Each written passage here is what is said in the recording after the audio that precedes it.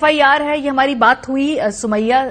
بھابھی سے, انہوں نے ٹیلی ویژن پہ آ کے ہمارے پروگرام میں اپنا موقف بھی دیا کہ بھئی وہ اپنی مرضی کی FIR درج کرانا چاہتی تھی اور انہوں نے کنوے بھی کر دیا تھا, لیکن یہ نئی FIR جی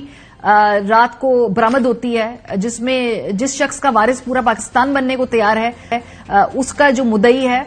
یہ ایک SHO صاحب بنتے ہیں. جی دیکھیں ماریہ,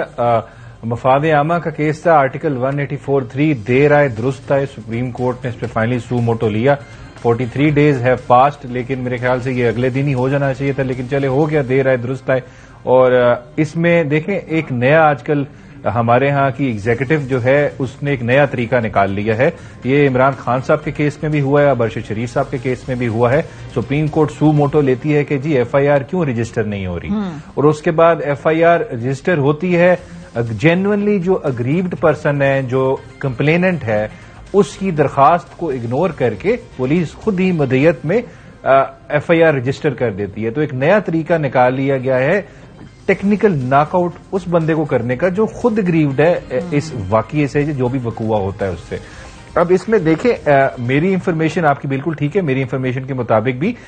وہ درخواست تیار ہو رہی تھی فیملی کی طرف سے, جو کمپلینٹ فائل ہونی تھی ابھی ہو بھی گئی ہے میرے خیال سے, لیکن اس کو بری طرح اس چیز کو اگنور کر کے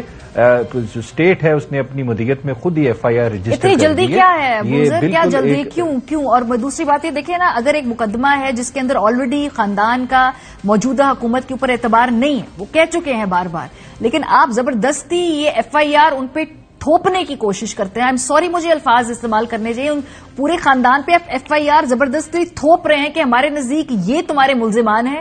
اس خطوط کے اوپر انویسٹیگیشن ہونی چاہیے, ہم بتائیں گے کہ کون انویسٹیگیٹ ہوگا, کون ایکیوزڈ ہے اور کس طرح تحقیق ہوگی. ہاں دیکھیں ماری, اس میں دیکھیں سب سے بری چیز ہے یہ چیز اگنور ہو رہی ہے, جو فیملی ہے جو کنیکٹڈ تھی ود شہید ارشد شریف,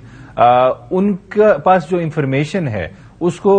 بالکل خاطر بھی نہیں لایا گیا, نہ ان کے پاس جو ارشد شریف صاحب نے ان سے کمیونیکیٹ کیا تھا کہ ان کو کس سے تھریٹ ہے, کون ان کو ڈرا رہا ہے, کون دھمکا رہا ہے, وہ ساری انفارمیشن جو ہے وہ ایک درخواست کی فارم میں اگر آ جاتی, وہ رجسٹر ہو جاتی, تو پھر انویسٹیگیشن جو ہوتی وہ بھی ایک خاص اینگل سے ہوتی, اور ان محرکات کو یا ان افراد کو جن سے ارشد صاحب کو تھریٹ تھا لائف کا, ان کو بھی اس میں شامل کیا جاتا. اب یہ مجھے سمجھ نہیں آ رہی, یہ پولیس خواہ خواہ کہاں کی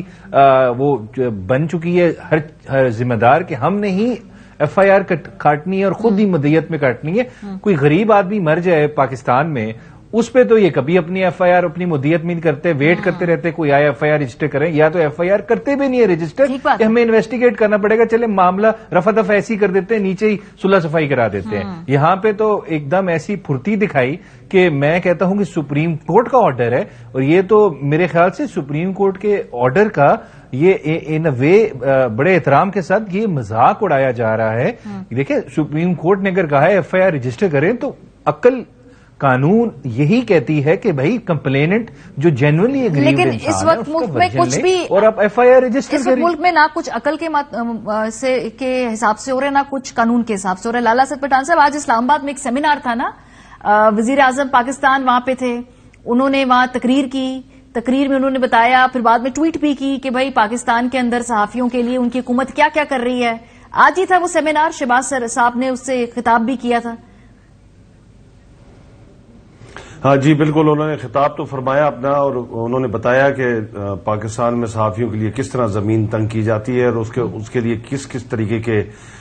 کام ہم کرتے ہیں, اور کس طرح پورے ملک میں 16 FIR درج ہوتی ہیں, پھر وہ کیسے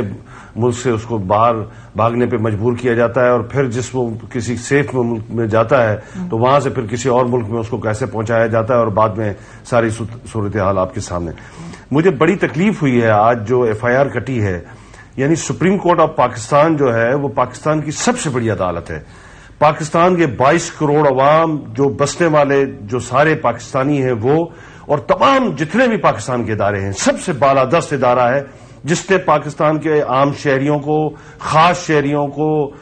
پالیٹیشنز کو, ایون ہر مکتبہ فکر سے تعلق رکھنے والے لوگوں کو انصاف مہیا کرنا ہے, اگرچہ وہ سمجھتے ہیں کہ ان کو کہیں انصاف نہیں مل رہا, انصاف کی گنجائش ہے اور ان کے ساتھ بے انصافی ہو رہی ہے. ارشد شریف جیسے بہت بڑے جرنلسٹ کا جو پاکستان کا بہت بڑا نام ہے، اس کو اس بے دردی سے قتل کیا جاتا ہے اور اس کی ایف آئی آر کا حکم سپریم کورٹ آف پاکستان اور چیف جسٹس کی سربراہی میں ایک لارجسٹ بینچ دیتا ہے، اور اس کا جو آج مذاق بنایا گیا ہے، اور جس طرح ایس ایچ او کی مدیت میں جو ایف آئی آر درج کی گئی ہے، اور پھر اس میں وقار اور خرم تو کون ہے میں نہیں جانتا ان کو، مگر طارق وسیع جو ہیں وہ اے آر وائی کے وائس پریزیڈنٹ ہیں اور وہ کراچی کنگ کے سی او ہیں، ان کو نامزد کر دیا گیا. اور میں ذاتی طور پہ جانتا ہوں وہ 10 سے 15 دن پہلے وہ لندن چلے گئے تھے اپنے بچوں سے ملنے کے لیے، کیونکہ وہ برٹش نیشنل بھی ہیں، تو وہ ادھر چلے گئے تھے اپنے بچوں سے ملنے کے لیے، ان کو نامزد کر دیا اس کیس میں.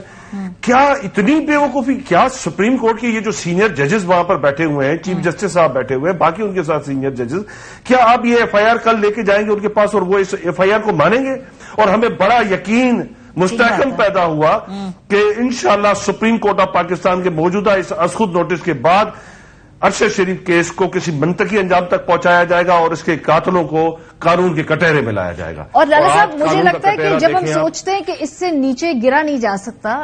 ایک نئی پستی کی انتہا جو ہے یہ ڈھونڈ لی جاتی ہے. ایک ایف آئی آر کسی کے درج کرانا کسی کا بیسک ہیومن رائٹ ہے. ایک ماں سے اس کا بچہ چھینا ہے، وہ کہتی ہے میں ایف آئی آر کراؤں گی نہیں، لیکن حکومت کہتی آپ ایف آئی آر نہیں کرائیں گے، ہم ایف آئی آر کرائیں گے، ہم آپ کو بتائیں گے کہ یہ لوگ ہیں ہمارے نزدیک جنہوں نے یہ اسیسینیشن کی ہے. آپ کون ہوتے ہیں ہمیں بتانے والے کہ آپ کا کیا خیال ہے کہ یہ ایف آئی آر کیسی ہونی چاہیے؟ یہ مشورے، یہ کون جینیس ان کو مشورے دیتا ہے کہ بھئی اس طرح کی حرکتیں کرے جو کہ نہ عوام قبول کرے، نہ خاندان قبول کرے، نہ قانونی طور پہ وہ کسی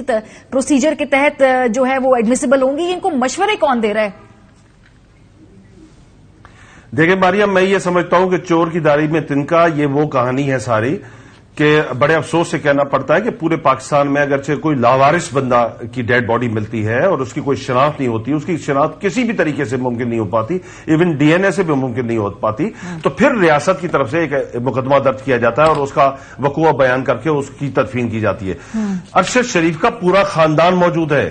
ارشد شریف کے دوست موجود ہیں، ارشد شریف کے کولیگز موجود ہیں، ارشد شریف کے پورے پاکستان میں ہزاروں کی تعداد میں جرنلسٹ موجود ہیں، ہم سب اس کے وارث ہیں. اگرچہ کوئی خوف و خطر کی وجہ سے اس کے خاندان کے لوگ ایف آئی آر سے پیچھے ہٹتے ہیں تو ہم ایف آئی آر کٹوانے کے لیے تیار ہیں، ہمیں یہ اختیار ہے، ہم اس کے وارث ہیں، ہم اس کے دوست ہیں، ہم اس کے وارث ہیں، ہم قلم کے مزدور ساتھی ہیں. تو یہ کس طرح ممکن ہو سکتا ہے کہ ہزاروں کی تعداد میں اس کے ورثاء کی موجودگی میں، اور ایک ایس ایچ او اس کے مامے کا پتر ہے، چاچے کا پتر ہے، کدھر سے وہ آیا ہے جو آ کے اس نے وہ اپنی مدیت میں ایف آئی آر درج کر دی؟ یعنی چور کی داڑھی میں تنکا. حکومت وقت کچھ نہ کچھ چھپانا چاہتی ہے، کسی خوف میں مبتلا ہے، کسی ڈر میں مبتلا ہے. اگرچہ وہ ڈر میں مبتلا نہیں ہے، خوف میں مبتلا نہیں ہے، ان کو اس ٹوٹل کیس سے کچھ آنا جانا نہیں ہے، تو چھوڑ دیں، سپریم کورٹ کے سامنے سب چیزیں عیاں کر دیں، تو وہاں سے ہی تحقیقات آگے بڑھیں گی.